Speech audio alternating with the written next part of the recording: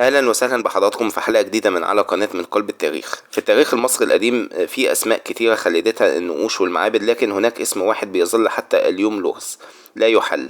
امرأة لم تكن مجرد زوجة ملك، بل كانت تظهر على جدران المعابد بجانب الفرعون بنفس الحجم، تشارك في الطقوس وتظهر احيانا وهي تضرب الاعداء بنفسها وكأنها ملكة محاربة، لا مجرد زوجة في القصر. انها نفرتيتي الملكة التي وصل تأثيرها لحد جعل بعض المؤرخين يتساءلون هل كانت تحكم مصر فعليا بدلا من الفرعون. لكن الغريب ليس في قوتها بل في نهايتها. بينما نجد آثارا لملوك أقل شأنا منها بآلاف المرات، لا نجد لها قبرا مؤكدا ولا لحظة وفاة واضحة ولا حتى نهاية مكتوبة في التاريخ. كيف تختفي ملكة بهذا الحجم من الوجود؟ وهل يمكن أن يكون التاريخ نفسه قد تم تعديله لإخفائها؟ بالنسبة لي البدايات الغامضة لغاية النهاردة محدش يعرف الأصل الحقيقي لنفرتيتي بشكل قاطع، لكن أغلب النظريات التاريخية بتقول إنها ممكن تكون من طبقة نبيلة في طيبة، أو لها صلة بكهنة آمون، أو إنها كانت بتنتمي لعائلة ذات نفوذ سياسي قوي داخل البلاط الملكي. اسمها نفرتيتي، يعني الجميلة قد أتت.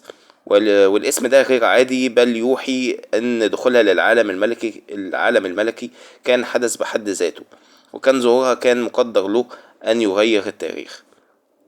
بالنسبة لقصة زواجها وبداية صعود نفوذها، اتجوزت طبعا الملك آمنحوتب الرابع اللي غير اسمه لاحقا لأخناتون. ومن هنا بدأت أكبر التحولات في تاريخ مصر القديمة. تحول ديني تحول ديني جذري طبعا، إلغاء عبادة الآلهة التقليدية وفرض عبادة إله واحد وهو أتون، وكان بيرمز له بقرص الشمس، ونقل العاصمة إلى مدينة جديدة أخت أتون تل العمارنة حاليا. لكن المختلف هنا أن نفرتيتي ما كانتش شاهدة على التغيير، بل كانت جزء منه في النقوش، بتظهر بحجم مساوي للملك، وأحيانا بتتصدر المشاهد، وأحيانا بتقوم بأفعال ملكية زي قهر الأعداء، وده غير معتاد إطلاقا لملكة في مصر القديمة. بالنسبة لثورة أتون ودور نفرتيتي، الثورة الدينية اللي قادها أخناتون ما كانتش بسيطة، كانت تعني كسر سلطة كهنة آمون وتغيير عقيدة الدولة كاملة، وإعادة تشكيل مفهوم الإله في مصر. وفي قلب التحول ده كانت نفرتيتي الوجه النسائي للثورة والدعامة الأولى للفكر الجديد، وشريكة في الطقوس الدينية الرسمية، وربما حتى كانت كاهنة كبرى في بعض المراحل. وبعض الباحثين بيعتقدوا أن وجودها كان ضروري لإعطاء الشرعية للنظام الجديد، لأنها كانت تمثل النموذج الملكي الكامل مع أخناتون.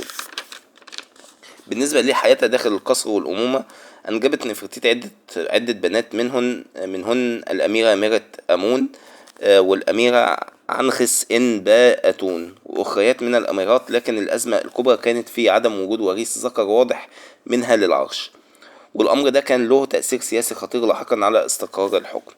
بالنسبة لقمة القوة، هل أصبحت فرعون؟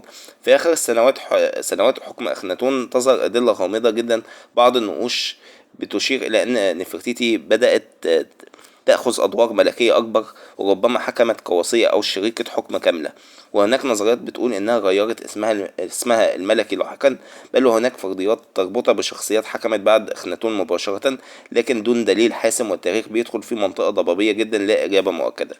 بالنسبة لسقوط الثورة بعد وفاة أخناتون، تم التخلي عن عبادة أتون تدريجيا، وطبعا الرجوع لعبادة آمون بقوة، وتم نقل العاصمة مرة أخرى. والآن بدأت محاولات محو آثار المرحلة السابقة، وهنا بتبدأ مشكلة نفرتيتي، اسمها بدأ يختفي من السجلات فجأة.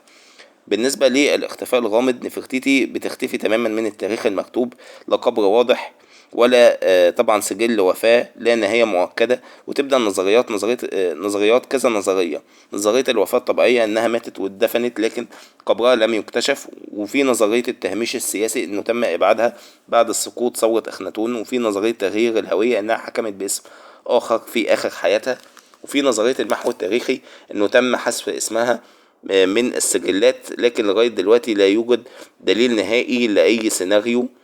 بالنسبة لاكتشاف التمثال اللي عاد للحياة، في العصر الحديث تم اكتشاف تمثال نصف إله بيعتبر من أجمل ما صنعه الفن المصري القديم. التمثال كشف للعالم جمال استثنائي وتحفة فنية مذهلة، وطبعا مكانة ملكية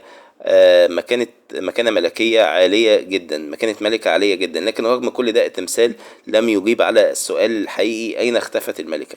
بالنسبة لتمثال نفرتيتي الأشهر في العالم هو رأسها الشهير المصنوع من الحجر الجيري والمتغطي بالجبس واللون الملون الموجود حاليا في متحف برلين بألمانيا. ده التمثال اللي خلى العالم كله يعرف شكل نفرتيتي بشكل أيقوني. سنة 1912 عالم الآثار الألماني لودويج بوخارت كان بيعمل حفريات في منطقة تل العمارنة، وأثناء التنقيب في ورشة النحات المصري القديم لقوا تماثيل وأعمال فنية كتير، لكن كان في راس الملكة طبعا مميز جدا مصنوع بدقة غير عادية غير طبيعية وجمال استثنائي. بعد الاكتشاف تم تقسيم الآثار بين مصر والألمان حسب نظام قديم اسمه قسمة الآثار، لكن المشكلة إن في خلاف كبير حصل على التمثال، ويقال إن بوخارت لم يوضح القيمة الحقيقية للتمثال في التقسيم وقدم وصف بسيط بيخفي أهميته. التمثال خرج من مصر سنة 1913 ووصل ألمانيا وتم عرضه لاحقا في برلين. التمثال ده مهم جدا لأنه بيمثل ذروة فن النحت المصري ودقة في ملامح الوجه بشكل غير طبيعي، وألوان محفوظة بشكل مدهش رغم آلاف السنين، وأصبح رمز عالمي للجمال الملكي المصري. ومنذ اكتشاف أهميته مصر طلبت أكتر من مرة برجوع التمثال، لكن ألمانيا بتقول إنه تم نقله بشكل قانوني حسب القوانين وقتها، وإنه جزء من التراث العالمي المعروض للناس. نفرتيتي مش مجرد ملكة من الماضي بل لغز تاريخي ما زال حيا حتى اليوم. امرأة وقفت في قلب أكبر ثورة دينية في مصر القديمة وشاركت في الحكم ووصلت لقمة السلطة ثم اختفت ببساطة من التاريخ كأن الزمن قرر إنه يغلق صفحتها دون تفسير. وبقى السؤال مفتوح حتى الآن، هل نفرتيتي انتهت فعلا أم أن التاريخ أخفى نهايتها عمدا؟ وبكده تكون انتهت الحلقة، حلقة النهاردة. كان معاكم محمد سالم. يا ريت لو عجبتكم الحلقة تدوسوا لايك وتدوسوا على زر الاشتراك وتفعلوا الجرس عشان يوصلكم كل جديد، ونتقابل في فيديو جديد. سلام.